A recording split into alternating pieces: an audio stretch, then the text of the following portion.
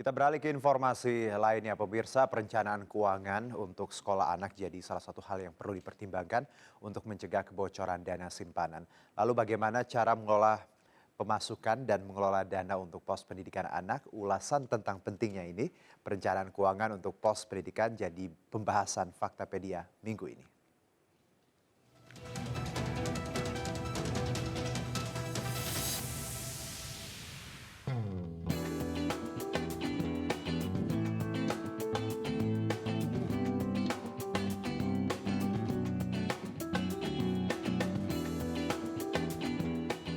Kalau kita bicara sekolah anak atau pendidikan, biasanya yang paling sering dibicarakan itu adalah SD, SMP. Dan yang menarik adalah yang namanya uang pangkal lah ya. Kemudian yang kedua ada lagi sebagian sekolah, selain dia meminta uang pangkal, dia juga meminta namanya uang tahunan. Selain uang tahunan, ada yang lagi yang namanya uang bulanan ya. Dulu orang mungkin bilangnya ada SPP lah segala macam. Tapi intinya uang bulanan. Jadi kalau saya ditanya apa yang harus dipersiapkan, nomor satu adalah pembayaran uang bulanan. Tapi memang ada baiknya kalau memang disiapkan dari jauh hari. Kalau disiapkan dari jauh hari mungkin memang lebih enak seperti itu ya. Apa yang harus dipersiapkan?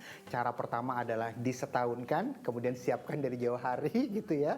Atau yang kedua adalah tidak usah disiapkan dari jauh hari tapi potong dari gaji bulanan. Masing-masing ada plus minusnya, cuma harus diakui kalau potong dari gaji bulanan, hati-hati, kadang-kadang ada yang namanya resiko PHK. Kemudian yang kedua adalah ada orang tua yang dia bukan karyawan tapi freelancer.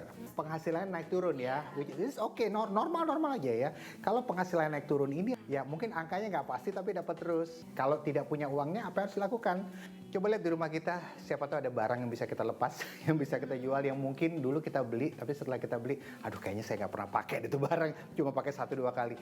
Lepas saja jadi uang dan uangnya lebih bermanfaat. Setiap orang itu punya yang namanya values atau nilai-nilai. Kalau kita minta setiap dari kita itu merinci apa saja aspek-aspek yang ada dalam hidup kita. Nah, teorinya adalah orang seringkali akan cenderung nggak pakai mikir keluar uang pada aspek yang dia kasih skor tinggi dalam hidupnya. Dan orang akan cenderung mikir berkali-kali dan pakai logika pada aspek yang dia kasih skor rendah dalam hidupnya. Jadi mindsetnya adalah perbaiki skor Anda pada aspek sekolah anak.